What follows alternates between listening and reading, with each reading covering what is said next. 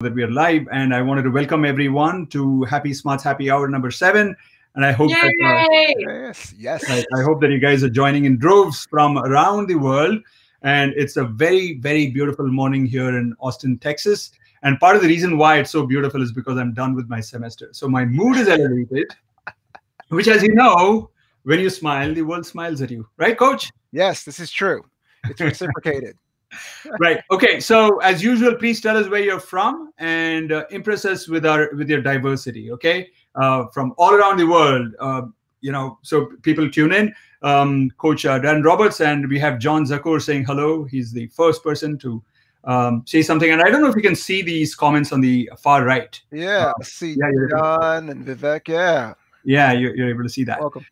All right. Good. So as you can see, Mel is center stage. All right. And I think that partly means that Mel is going to ask a lot of questions today. Right, Mel? Are you okay with that? That's exactly what it means. I'm ready with questions. All right. In fact, what I'm going to do is I'm going to let you go first. Go for it. Okay. So, Coach Daron. Yes. It's my understanding that you study rejection. Is that right? I do. And also, on your path to becoming an NFL coach, you got rejected 99.0082%. Yes, this is true. So, yeah. So, when in the rejection process, do we start to feel like a success? Is there a tipping point? Yeah, so it varies from person to person. And so some of the research we're doing now at UT is we bring people into the lab and we take all sorts of baseline measures, self-efficacy, self-awareness, grit, self-compassion, and kind of get a baseline measure of where they fall on those dimensions. And then we expose them to strains of rejection. So we will give them a fake internship application. We'll reject them. We'll give them a prize giveaway and reject them. And what's been really interesting is that we're finding around between the 4th and the 5th rejection, people start to build what we're coining as rejection immunity, in which, the first rejection is always the hardest, right? Because you're fresh to the experience. You get that letter in the mail. I remember, getting rejected from law schools, and the first one always hurts. As you get more and more, what starts to happen is your brain reverts back to attempt number 1 and 2, and it says, it wasn't so bad. We're still alive. The sun is still shining. And so one of the things that we're really trying to do in the classroom is encourage people to embrace rejection in order to help to build their rejection immunity. So it's been fascinating work. I've really enjoyed it. And given the fact that I have a history with rejection, it's near and dear to my heart. So you say you have a history with rejection. I think everyone's got a history of the rejection. Yeah. In fact, there's a really great book that I like by Catherine Schultz called Being Wrong is the title. And what she says is, if you look at people who are successful, people we get inspired by, leaders and so on, one thing that is common across all of them is that they've had more failures than the average person has had. More failures than the average person has had, because those failures are stepping stones to success. And unless you push yourself and stretch yourself and aspire, right? I mean, aim for the moon and you'll reach the treetops, they say. So unless you do that, you're not really going to learn and grow. And so almost like an indicator, a very reliable indicator of success is how much you failed. Yeah. I call it this, big data versus little data. We think about big data in terms of companies and sectors and governments. And I'm always encouraging people to really try to get as much little data in their own lives, right? And what that means is, do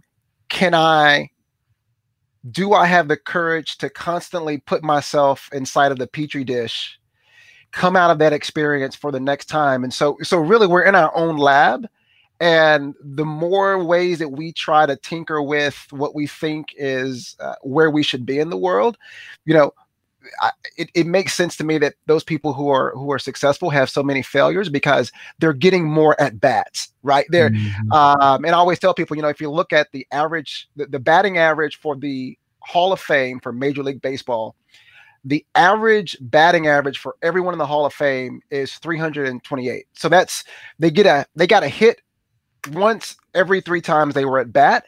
And most of us would look at that sort of as a failure, like, wow, 1 out of 3 can get you into the Hall of Fame. But I think it's also important for us to kind of lower the expectations a bit and just see these experiences as learning opportunities. So does it make sense then? Like, is there a way to actually go seeking rejection? Yeah, so I have 10 different exercises that I use in my game plan for winning at life class. So I've got a library of around 50 different types of rejection opportunities. So one is I'll send students out in pairs and I'll say, ask a stranger for $5. And so the other partner videotapes the partner who's going through the rejection, and we do a pre and a post analysis, right? What do they think is going to happen? We watch the videos in class and kind of do our own postmortem. One is go to Starbucks and ask for a free drink. One was, ask a stranger for food. And, it's really interesting when you read the pre-write-ups that I have them go through before they ever leave the building. They're so anxious. This is going to rip their entire world. And then they come back and say, that wasn't so bad, right? Like whether or not they got the $5, it wasn't such a bad experience. And so we're just trying to deflate that negative association with rejection. So sorry, Mel, one more question I have, and then you can go. So last time when we ended with Viral Acharya, he's an economist, and after we thought the live stream had been switched off, but it was actually on. And Elena, who we'll see in a little bit, she was asking, I was really, it was about COVID-19 and the pandemic and the economic fallout, and people are asking all kinds of questions. And Elena said, I was really surprised that nobody asked about dating, right? How do you date in a pandemic, kind of a thing. And I was wondering, that just struck me now. I was wondering, what do you think about being rejected in a dating context? You go and you get rejected and you get rejected again, right? Is it the same thing, or is there something different about that context? Yeah, we're really starting to unpack this because there are several different tranches, right? There's the employment bucket of rejection. There's this social rejection, both from a sort of romantic dating, also between like a friend type. I've got, we have 5 kids who are ages 3 to 9. And so even in the world of Zoom, the specter of rejection from their peers is still strong. Like, oh, so-and-so didn't get in the chat room with me. And so there are several different buckets. And I think what we're finding is, people tend to assign a higher weight to a rejection in those categories. Based on various reasons. So a job rejection may not impact them as much as a dating rejection, or even vice versa. So yeah, there are these very interesting sort of planets that orbit rejection, and it's been fascinating. Yeah. I have a friend actually who was hanging out at my backyard the other day, and he has been rejected in dating a lot. To the point where now he's like, I think that's it. I'm not meant to have a relationship. Like, I'm pretty sure I should just completely give up. And so in this case, I feel like he's not experiencing immunity. He's like been beaten, like rejection 1. Yeah. Do you have any thoughts about that? Yeah. I always say, go back to the why, right? So like, for example, with a law school, I have a lot of undergrads who are getting rejected from law school now. And so their question to me is, well, should I give up on law school or, choose another path? And I'm saying, well, let's unpack why you wanted law school in the first place. Right. I would say the same thing with a romantic relationship.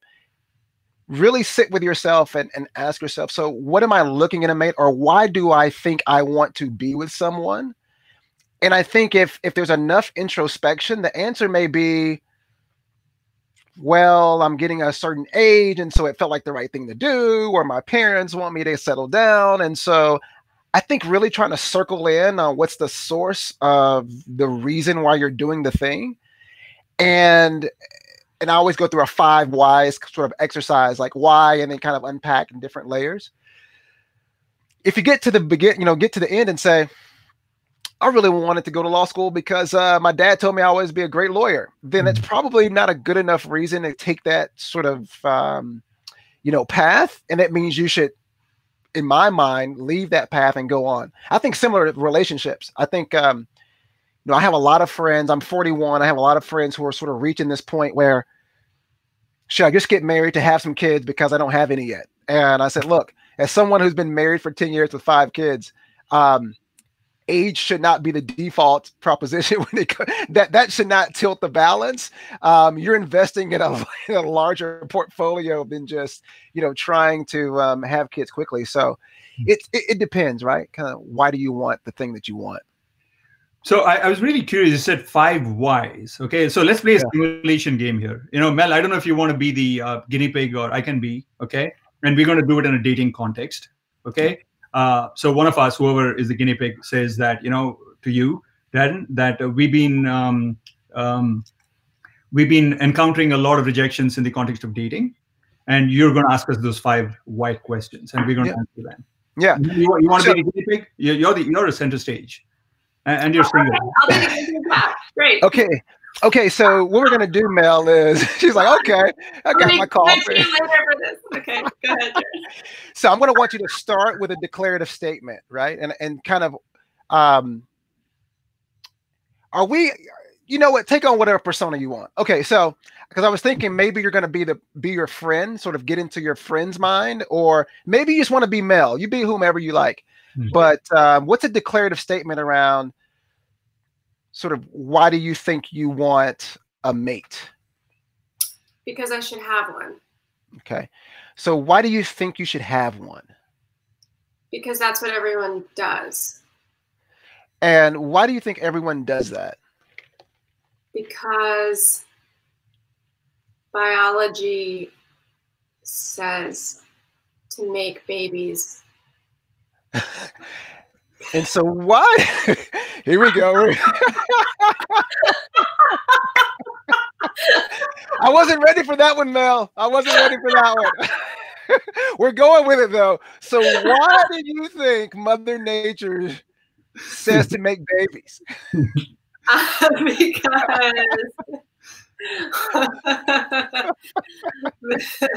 what does Mother Nature say to make babies?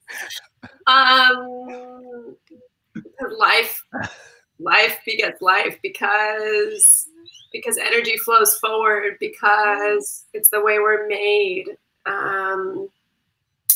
Something like that. Yeah. So why do you think energy moves forward? This is the last why. You're on the last lap.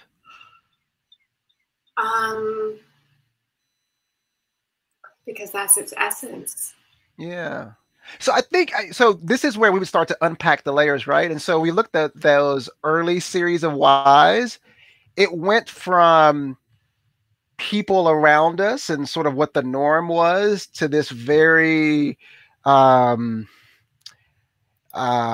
ephemeral sort of mystical, right? Sort of nature speaking.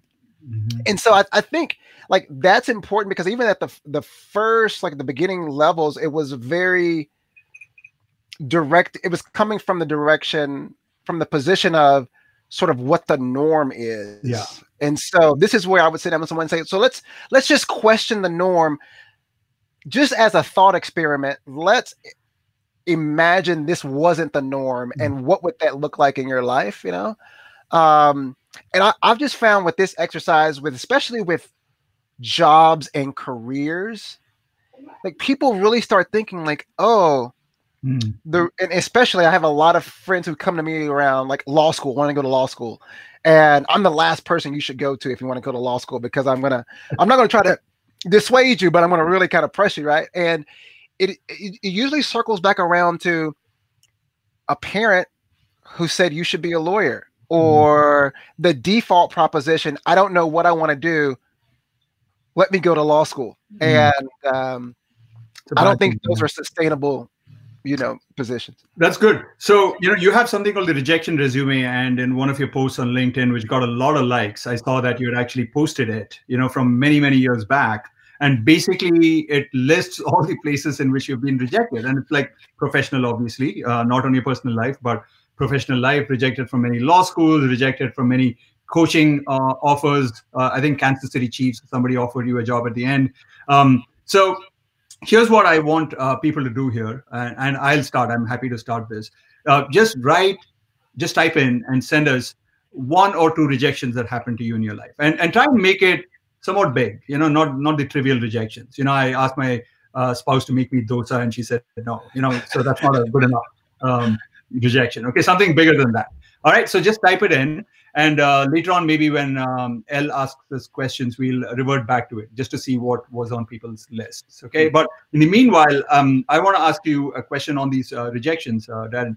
How did you feel about these? And obviously, you went through all of these different stages, I suppose. In the first one was the worst, and then later on you learned, and then you built that immunity. And I loved Mel's question in this context, which is that some people more people maybe develop immunity, but there's surely people who kind of react to rejections like people react to trauma in their life, right? Like PTSD, and they're forever scarred, and they kind of go into their shell and never come out. And I don't know if you think that there are any personality differences between the two. So that's the kind of broad question. What did you go through, and how did you end up at that kind of developing the immunity kind of a stage versus other people who might have the reverse? Yeah. So what we're finding, I think that's really good. Like this, and I like kind of your analogy to PTSD. I think one thing we're finding is important is for people to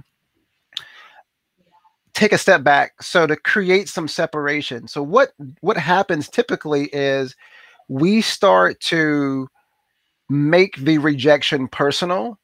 And so it becomes about us versus the experience. So the law school's rejecting me because I'm not good enough, or he's rejecting me because I'm not pretty enough or smart enough. And so I think what's important is that we should go through this. I always say sort of step away and then reframe the situation, right? And in the absence of perfect information. So there are a couple of ways to do this. You can either ask someone, hey, why did I get rejected? Right. And this is tough for people because it's like, listen, you kind of just want to take your loss and run away. Ask, I'm just curious, just for my own growth, why was it that you rejected me, whether it's in the professional or in the romantic space? And if people are honest, like, you get some really good feedback. I've encouraged a lot of my students to do this for internships and jobs, for fellowships. And they've gotten incredible feedback that said, hey, listen, we really, we like you as an applicant. We really just wish you'd had a little more lab experience. We thought that was light. And we had some applicants who were really strong in that area. And they've been able to kind of build that experience over a year and reapply and get it, right? So I think really, really try to have the courage to ask why. In the absence of having that information on the why, I think it's important to also separate yourself from the thing. So I remember as a college senior, like, law school was just embedded in my skin, and it became a very personal thing. And it doesn't have to, it shouldn't be that way, right? You can't be confined to kind of the four corners of an application and a 3-digit GPA and LSAT score. And so I think really separating yourself away from the thing is important. And you think that if, like, anyone does it, they'll develop that immunity. And so this question of, is there a personality difference? You think it's all about getting to the why, and anybody who gets to the why will be able to develop that immunity. So I think what we're finding, and we're just really going through some of the sort of the preliminary results, there are interesting, you see interesting variances, right? So you see some people who start off gun shy around rejection, but then they start to kind of get into a groove where they want more. So they almost, their risk seekingness level like starts to go off the charts a bit, which can also be unhealthy in a way, I think, because you start chasing the thing for the chase, right? Versus really diagnosing whether or not it's something that you want to do. We see some people who are immediately opting out, right? And those people, we found, to get them back on track, it requires a lot of self-talk, reframing, right? And so it tends to be very particularized. And so it's been very interesting to kind of just go through the data and in the interviews, try to unpack I think we would have liked to have had something that said, okay, like here's the 5-step system, you know, kind of open it up and let's go. But we're finding it's a lot more, as you could imagine, a lot more individualized than we could have imagined. I guess the big punchline, if you will, is that don't be afraid of rejection. Everybody gets rejected. Don't be afraid to dig into why and ask the people why you got it, but not in an aggressive way, obviously, you know. Right. Just shoot an email, you know, be very polite and ask them, I'm just very curious. I want to learn and grow. I know you've rejected me. Could you please tell me what are the things that I lacked, right? Something like that. And then learn from it and then fix those holes and gaps. Don't be shy. Don't brush it under the carpet. Don't be defensive. Don't complain. Don't blame the external world. Just try and improve from it. Okay, easier said than done. I'm also hearing something about identity and attachment to identity. Like there's some kind of like, I am good because I'm in law school, or I am good because I got the job. And I think for me, in my personal experience as an entrepreneur, I mean, I've failed a lot. You could call it rejection. You can call it, we can give it lots of different names. And I had to do the work of understanding like, oh, I am not my company. I am not our sales metrics. I am not our investors' thoughts. I'm Melanie all the way back here. And then there are things that I do in the world. And sometimes they work and sometimes they don't work. But I always work. And I exist in integrity and harmony. That made a big difference in my life, understanding the difference of that. Yeah, I think that identity, you know, we call it identity foreclosure, right? And so you see this a lot with athletes, where with elite athletes, because they have performed at a high level from an early age, they receive a lot of social validation from athletics. And so as they go into these Power 5 conference schools, their identity becomes the athlete. And so that's because that's where their social validation has come from. And what, you know, it's important to sort of separate ourselves from the thing. And I think also what's helped me is to not inflate my locus of control, right? Especially from an entrepreneurial standpoint, like you only have control over so many factors. In many ways, the market will be what the market will do, what the market will do. And to the extent that you can get more data, tweak the model, roll it back out to the marketplace, I think that's where we should be. But I think oftentimes we see it as a very 0-1. Okay, I launched this product and my sales were suboptimal. I'm a failure. I can't do this. I'm not an entrepreneur, right? A lot of that default language comes into play. And that's dangerous. And so just kind of seeing it as like, I'm just in the lab running experiments, right? I think about, especially what we're doing with, you know, with COVID-19, and you hear about all of these research labs across the country who are racing to try to find, you know, kind of unveil this research. And can you imagine how many attempts every single day they're trying something? And the goal is to get it wrong, right? So because you want to, the chances you're going to get it right in the first attempt, unlikely, but you want to get it wrong so much that you start to mark off, right? You start to eliminate, so you get closer to the thing. Yeah, that makes sense. Yeah. Awesome. Yeah. So lots of people writing lots of things, and thank you very much, guys, for being vulnerable, for sharing with us the different rejections you've had. And you know, I have more, and I can put them out there in a minute, but I also want to focus on the conversation. And so those who have not typed in yet, and you're maybe still thinking of what you want to type out as a rejection you've had, please put it out there. Okay. And like I said, we'll go back and maybe draw out some themes from it in the second half when Elena comes on. So Daron, I have a question for you, and maybe this is connected to the rejections. Okay. You have this concept called micro wins, which I love. Okay, micro wins. Yeah. Can you define it, and can you give us some examples, and can you tell us why these are important? Okay, and maybe connect it back to this rejection. Maybe it helps you build that immunity. Maybe it gives you a little bit of that emotional buffer to register your micro wins on an everyday basis to deal with the rejection. Yeah. So background for me, I have been, you know, I've gone through several phases in my life, wanting to be a lawyer, coaching, leaving coaching, going into academia. And I've always felt like I needed to have a very small framework to maintain focus on a daily basis. Almost needed to kind of zoom out of the Google calendars and the Slack channels and all the things to keep, and my mind thinks in threes. And so I need threes. Threes are easy for my mind to sort of comprehend and wrap them around. And so for the last 6 years, I've just given myself, okay, what are the 3 areas that I really want to be good at in life? For me, that's my work, my family, and my health. Like those are my 3 centers. In that order? Yeah, in that order. So yeah, kind of work for. Well, actually, not in that order. Not in that order. Not in that order. Are you at home? I'm sitting in my wife. My wife has leased her closet to me as a makeshift studio. So yes, and they're downstairs. So kind of WFH. Work, family, and home.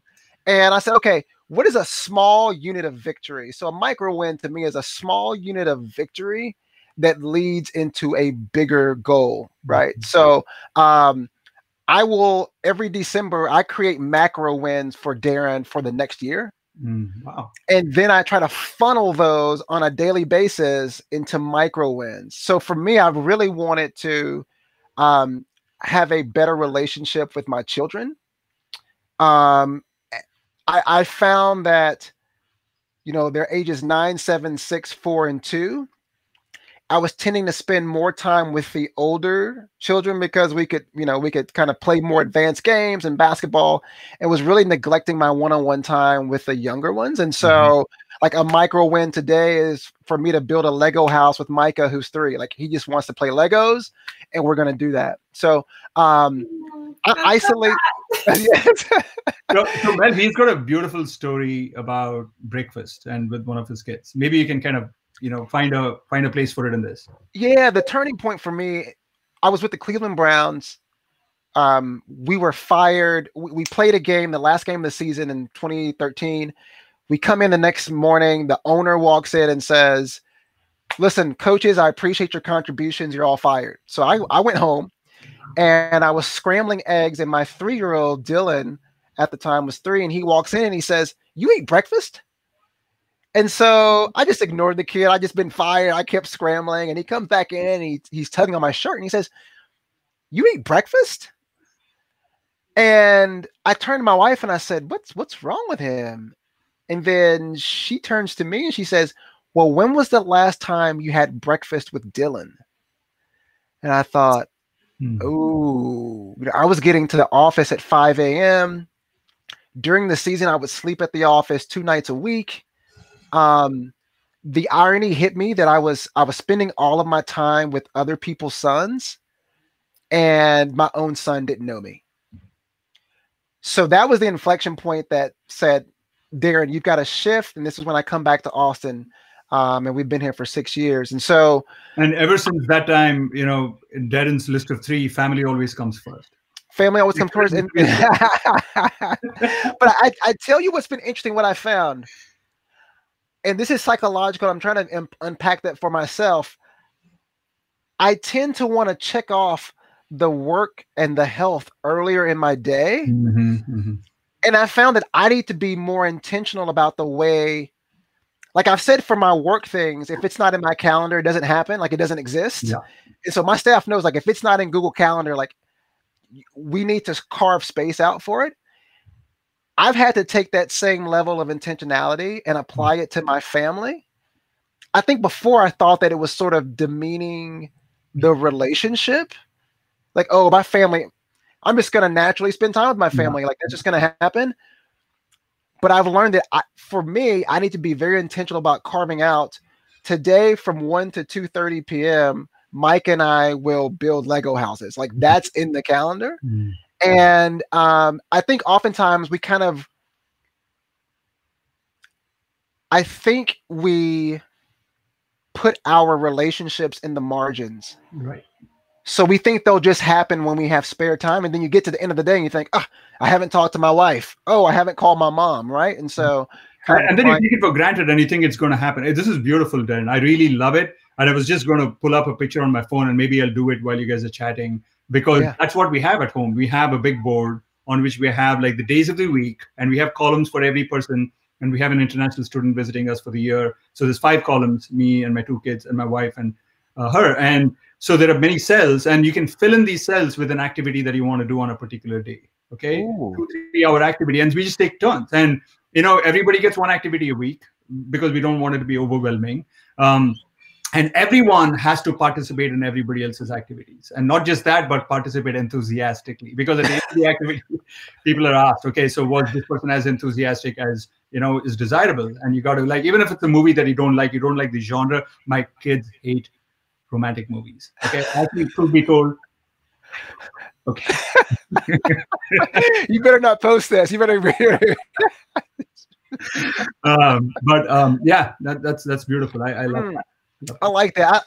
I've at the tender age of 41, I've realized that the intentionality, the same intensity of intentionality that we apply to our startups, our teaching positions, our committees that we're on, that needs to visit the relationship space. Yeah, absolutely. I agree with that. Very good. Yeah. So on my end, there's a little bit of that streaming problem. Hopefully it's not happening at your end. But sorry, Daron, you were talking about micro wins, and I don't know if you want to go back to that a little bit and connect it to maybe rejections. Yeah, and so for me, I carve out 3 wins per day in each category. So for work, it may be to edit chapter 1. So right now I'm in the process of writing. If anyone has written anything before, the ecstasy and agony of the writing experience, right? So I've said, look, I've been on a schedule of 250 words per day, reviewing, and I make it really small and tangible. And really also I try to put a number to it, right? I believe in the SMART goal system, and it helps kind of pinpoint sort of the target. And I also, I do that every day, and then schedule those activities for the day. And then at the end of the day, I check them off. And it's really, I think I've realized the value for myself. I think COVID has really almost highlighted the value even more for me, just because we spent this time at the very beginning of the lockdown, quarantine, whatever you want to call it, really trying to figure out how we were going to function as 7 people in a home for 24 hours. Like what did that look like? And so it's been a good system to help me kind of go through this period. Yeah. All right. Wonderful. So Elena, are you seeing any questions that you want to ask? By the way, John, a very funny guy. He just made a note sometime back saying that why do all these speakers talk about everything in threes? That's a very good question. And the reason why he's asking is because our last week's guest said that, so, he said, okay, there are 3 reasons for this when I asked him a question, and he went through those reasons. And then the next question, same thing, 3 reasons. And then after some time, we realized that he was talking in threes. And I said, the reason is because he's been primed to think about things in threes because he's seeing 3 people on the screen. It's funny. I teach a speech writing class, and we did there's some great articles around sort of archetypes, and, there's this history of threes in mythology and in religion, and also from a speech giving perspective. Your audience will usually remember the first and the last, and in the middle, they may or may not. 3 gives you some credibility. Like I have 3 points. If you just had 2 points, it's like, right? I don't want to listen to you. Right? So if I'm in the middle, does that mean I'm the forgettable piece? You're the crux of this whole thing. Mel, you thought you were in the most important position. No. They were the first one. I see how this works. Yeah. We make fun of my relationship life. And then we throw me away. That's cool. I like I'm rejection immune, so you can just great. You're like here. Keep it coming. All right. So now we're going to start thinking in 4s because we're going to have Elena on the screen soon. Okay. So I don't know if you guys are going to be able to deal with that. All right, Elena, are you ready? No, we can't hear her because I need to pull her in. So here we go. Right, there she is. Hi. Hello, guys. Hi. All right. So do you have any questions from the audience for Daron? Yeah, we've got some questions, and many of them are, of course, about how to deal with these consequences, the consequences of rejection. So, for example, what if the rejections cross a saturation point? Will it cause burnout, just like in case of stress? This question is from Akid. Yeah, Aki, great question. The burnout, I think we talked about a little bit with sort of the PTSD. Mm-hmm.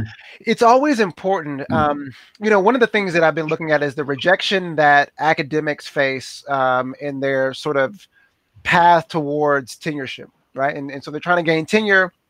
And right now, I think there's Darren, before you go on, I just want to very quickly tell people what tenure is, because some people may not be aware, right? Yeah. I mean, basically, it's this idea that you get to have your job for the rest of your life. I know it sounds like, wow, such a job exists that you can never be fired. It's like a government job back in India, that once you're in, it's more difficult to get out, actually. But anyway, so the idea is that you put together a packet after around the 6th year, and mainly what they look at is your research productivity. And then, of course, your teaching too. And if you have these two things covered, you have published enough and you teach well enough, then they give you this thing called tenure, and you never get fired from that point on. Right? So that's what he means. Yeah. It's a hell of a deal if we can get it, right? I mean, you've got this job for life.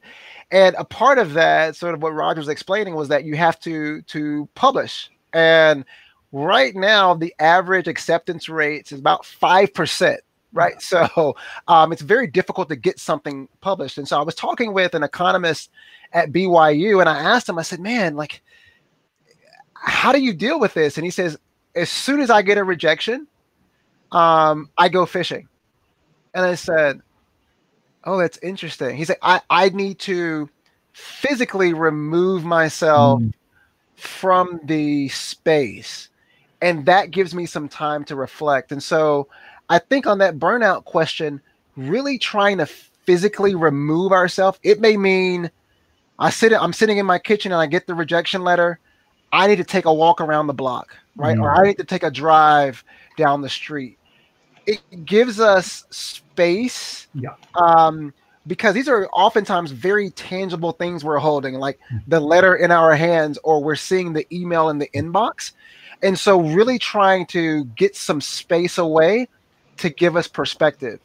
The last thing I'll say in terms of burnout, I'm a big fan of sort of taking litmus tests and asking yourself sort of how you feel on a daily basis in terms of stress and anxiety.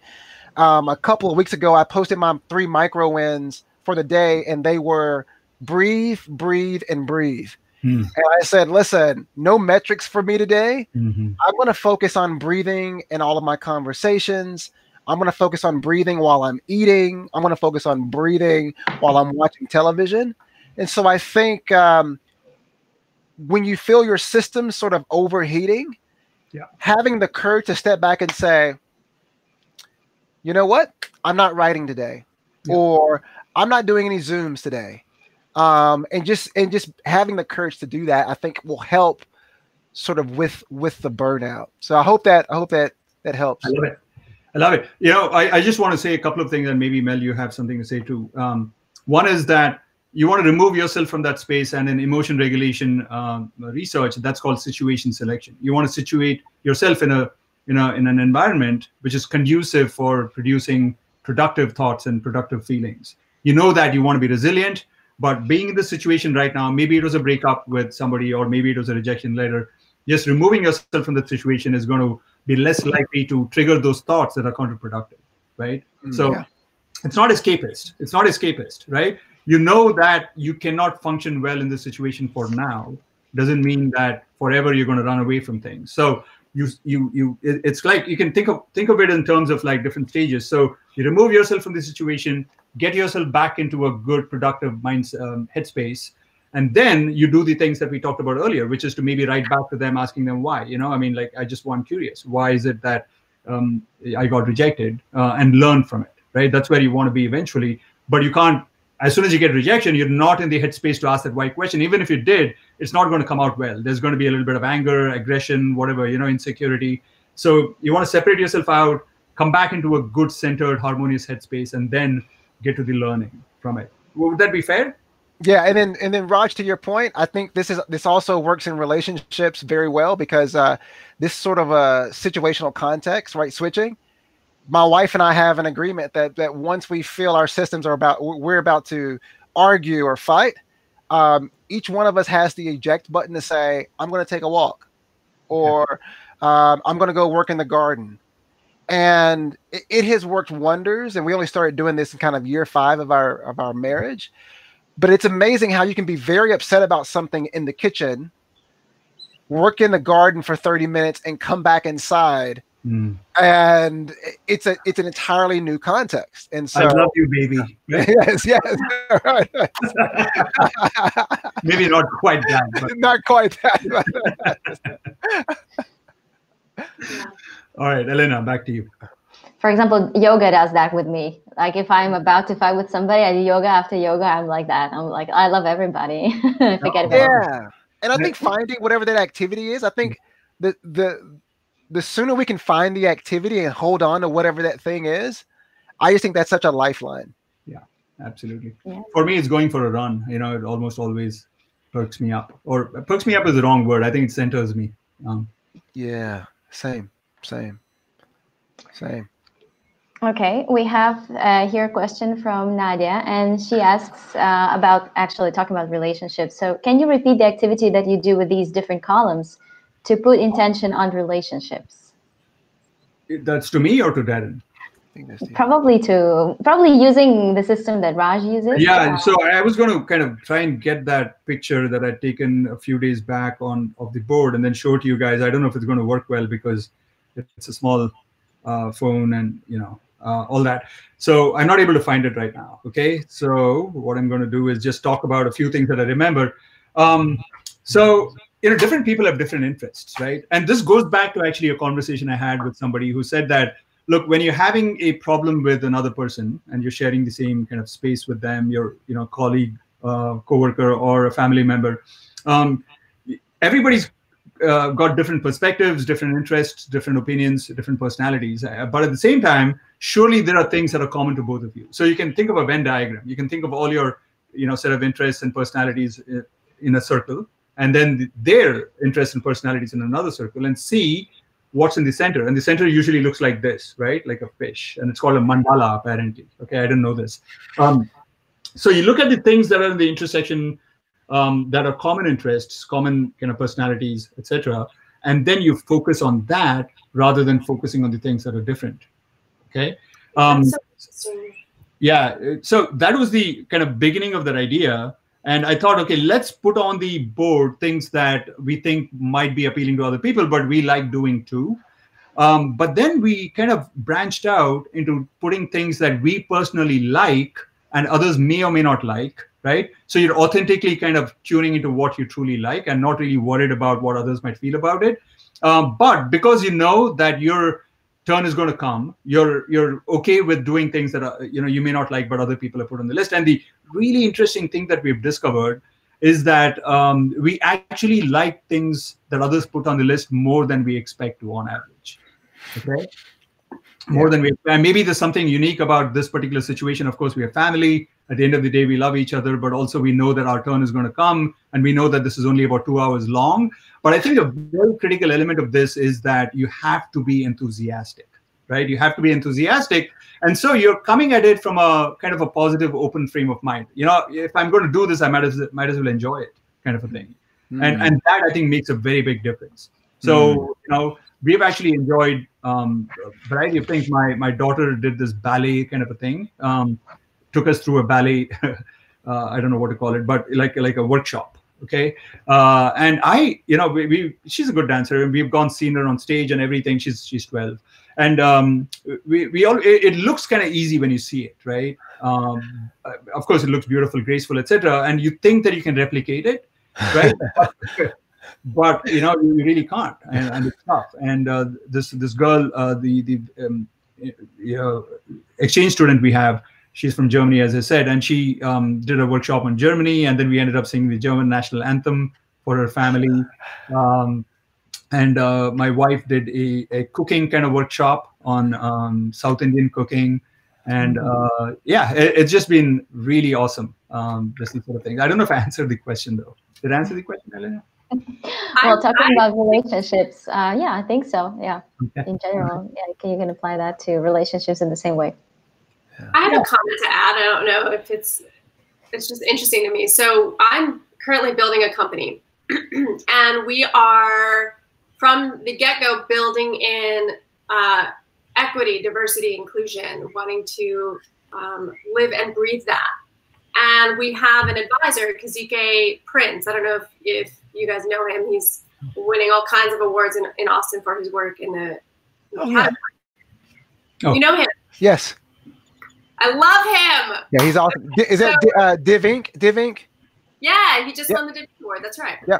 Yeah. So I'm on the phone with Kazike like 2 days ago with my team, and we had outlined all this, like how we're going to be equitable, how we're going to be inclusive, and all that. And he was like, you know, this is great, but how are you actually going to practice? And he said, a lot of times people think it's about finding the commonalities so you can all recognize how you're the same. And he said the real art is in creating a way to be comfortable with your differences and discovering all the ways you are not the same and all the things you do not agree on, and finding a way to be okay with it, to work with it.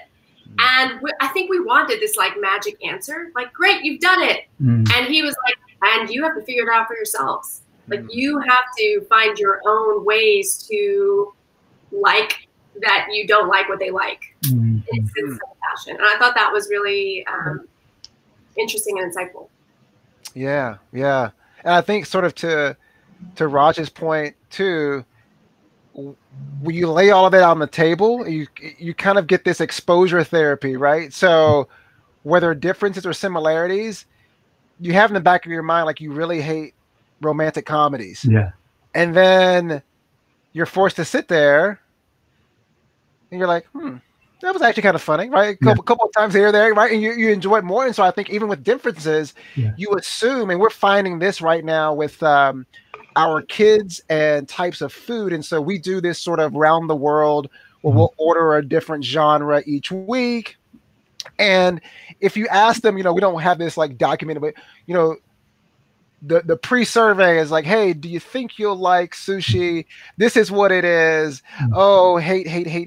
And then someone's like, oh, you know, I kind of like sashimi. Oh, I kind of like, you know, this California roll wasn't so bad. And so it is, I think there's such a virtue in exposure, right? And you're like, there are usually some elements, even in the differences, that you like. You're like, okay. Yeah, I love that.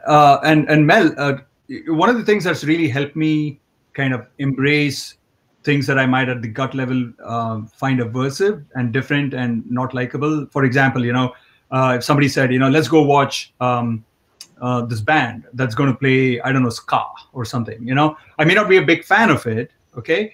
But what I realized is I kind of like went through a mental exercise as follows. Okay. So I kind of imagine happiness maximizing robot that you're designing. Okay. Like as a researcher, you're going to design a robot that is going to be happy all the time. Right. One of the elements that you're going to make this robot have characteristics is that robot is going to roll with the punches, right? If it's a rainy day, they're going to figure out some things that is going to be happiness enhancing, despite the fact that it's raining. Maybe they're going to play chess. Maybe they're going to cook a meal. Maybe they're going to watch a movie. If it's a nice, beautiful day, they're going to find ways in which they're going to enjoy themselves. If they're stuck in a salsa music festival and they don't know how to do salsa, right, or appreciate it, they're going to find ways to appreciate it. So in other words, if you can imagine who is going to be happier, right? Somebody who's got very strong restrictive tastes and feels that, okay, I only listen to rock and roll, I only eat Indian food, I can only hang out with these people, I can only do this religion, and so on and so forth. Or somebody who's much broader and says, yeah, you know what, I can do that. Or I can at least start to do things that help me appreciate that. Obviously, the latter is going to be happier, right? And so it helps me to be open to deriving utility and happiness from a variety of different sources. Okay, I think that I'm actually being very, I don't know, classy or sophisticated or very clear in my head in saying that, okay, I can only listen to rock and roll, that's the best, or I can only eat this kind of food. But actually, I'm boxing myself in without realizing it. I'm actually curtailing my own happiness. So it's in my interest to expand myself out. And so I tell myself that I'm just going to do it. So this got to be something good about it. Lots of people are appreciating that. So why can't I be like that? Why not? Why am I artificially putting these boundaries between myself and where I can be, how I can grow? And that's really helped me kind of expand out. Not to say that, I still, of course, don't like certain kinds of foods and music and so on and so forth. But it's at least conceptually, I'm clear that where I want to be is I want to be all embracing, completely open to everything. I don't know if that makes sense. Yeah. I totally agree with you, Raj. I actually was reading this book, The Happiness Project, and the author talks about all these things that she likes and other people like she doesn't like and all the other people like, and she says, well, I don't really like going to the movies, so I don't think it's going to be something that I'm going to enjoy. But honestly, I think you have to try more things, so this way you will know, because how do you know? You don't know if you don't try, right? And the same I think about presents. Sometimes we say, well, somebody gave me a present that I don't like. Maybe this is some piece of clothing that I don't like, and I've never really bought anything of this color. But how do I know that maybe it looks good on me? So actually, that happens to me several times. People gave me some earrings that I would have never bought on my own. But then I looked at them and I tried them and I really liked them. And this is how I started using also some other colors or some other types of accessories, thanks to those presents. Yeah. All right. Okay.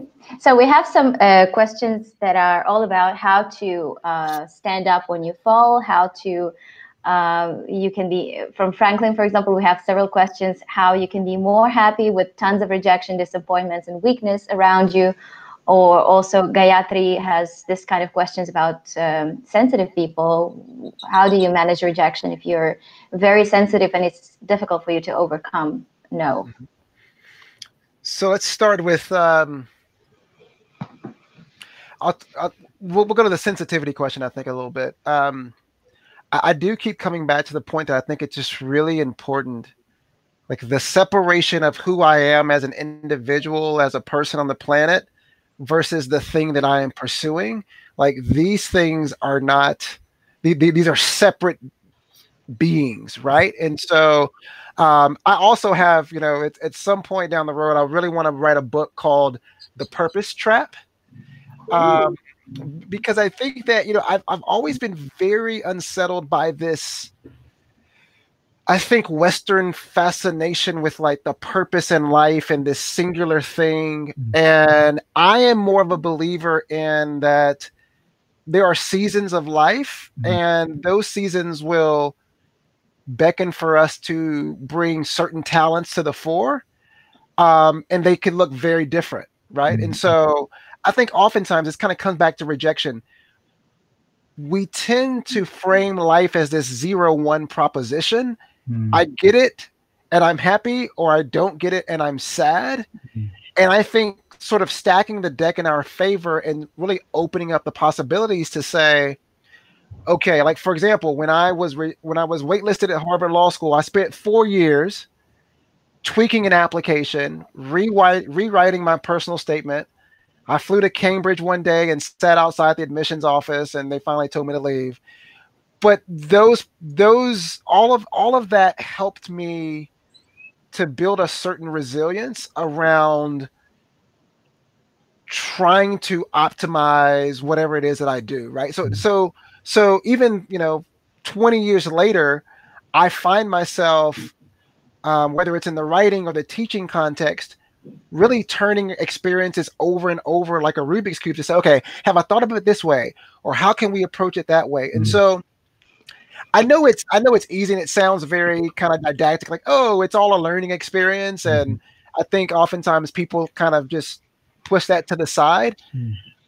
I just really believe in trying to pluck some good thing from the experience. And I was talking with a friend, Michael Weber, who's in electrical engineering. He told me an interesting story, right? So he's got this PBS documentary that came out on Earth Day of 2020. Well, he actually had been building this documentary on energy for 5 years, and he wanted it to come out in 2019. And the production house was behind, and he was really upset. And then he has it land on Earth Day during COVID when everyone's at home, right? And so he was just talking about how sometimes you have to, and you can't see this, right, in the present tense, but you call it the universe, God, the cosmos, whatever it is that you believe in, somehow it sort of reminds me of Paulo Coelho. Like the universe is sort of conspiring to put you in a place where you need to be. And that could be in the form of a rejection, which isn't very appetizing in the sort of immediate sense. But it may be setting you up for something greater. And I think that attitude helps in terms of recovery from rejection. So somebody who's sensitive, you know, if they can get to understanding that right now what seems like a negative thing can most likely is going to be a positive thing in the future that maybe makes them less sensitive. I also want to add something though. Like, I'm sorry to interrupt, but it's okay to get sad. Like, the answer isn't I should get happy. It's rejection's fine. I shouldn't feel this way. I just need to try. Like, if you're sad.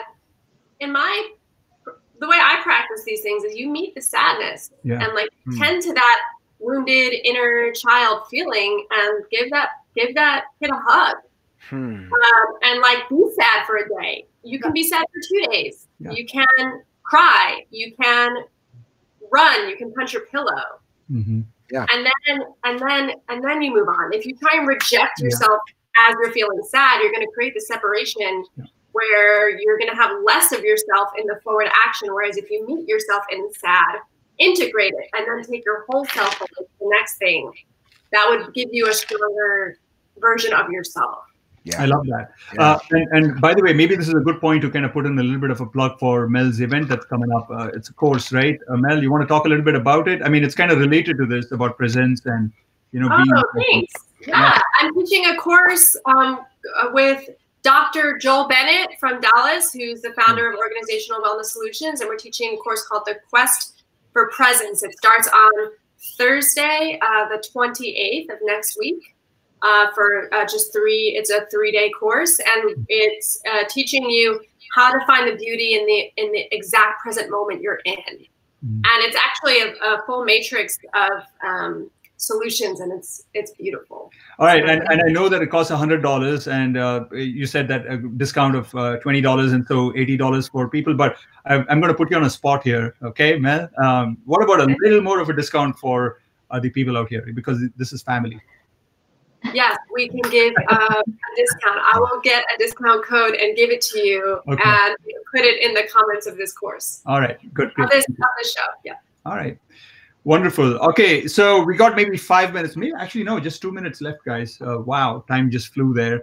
So Elena, so any last minute thoughts, any last minute questions? And by the way, guys, thank you so much for not just being vulnerable and putting out the ways in which you've been rejected, but also typing up a lot of comments. And I know that it's very difficult for us to kind of get to those, but you guys are listening to us and hopefully reading those. And it's a kind of a peer-to-peer informing system. You know, it's not like we are here talking down to you. It's like you guys talking to us and talking to each other and really informing each other and helping everybody lift up, right?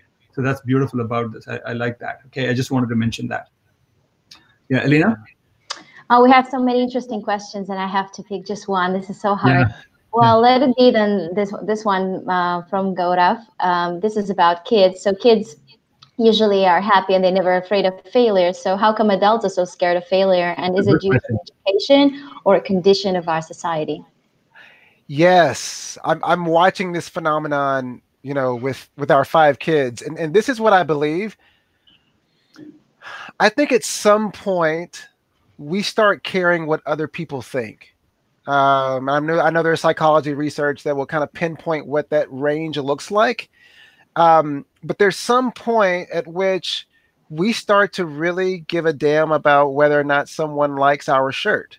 I noticed this with one of my children where she would wear the funkiest things in kindergarten and first grade and second grade and mismatched socks and all sorts of things, but she loved yellow and pink and purple, and she was going to do that. And then she started getting to 3rd grade, and the conversations became like, oh, but Juliet likes this. And, you know, my oldest daughter's name is Sydney. I'm like, but what does Sydney like? And Sydney would talk about what she likes. And then I would say, I think that's what we care about, right? And those conversations have just kind of reminded me, and I'm in the same boat with you. Like the trajectory of my life is caring more about what other people think, and I'm trying to flatten that curve, a bit. But I think kind of to what Mel's process was for emotions, I think I always encourage my students to eavesdrop on their mental chatter. When you start hearing these conversations in your head, like really hitting the pause button and saying, like, why am I telling myself this thing? Like, oh, they won't like this, or, oh, I can't do this, or, oh, right? Like, why am I saying this, and trying to push back on the chatter in our heads? It's tough. It's a process. We're not going to go, we're not going to bat 1,000 when that happens is the most important thing. Yeah. Narrative, guys. Okay. Self-narrative, super important. You can only be as happy as your narrative allows you to be, right? And if you have a negative narrative, you're really kind of sabotaging your own happiness. You have an enemy inside your own head, right? So yeah, change the narrative, be positive, be optimistic, be resilient. It's easier said than done, but hopefully these things that we're discussing help you in little bits, right? Use what helps you. All right, so thank you very much, everyone. Thank you so much, Coach DKR. Love it. Thank you. Thank you. As usual, wonderful to have you guys here. And next week, we are hopefully going to have a very, very, very, very good person. And I'm waiting to confirm it. And I'm going to tell you who she is in the email that I sent out to you guys. Okay. So adios, everyone. And this time, I'm definitely going to stop the broadcast. Okay. Thank you, guys. Enjoyed it.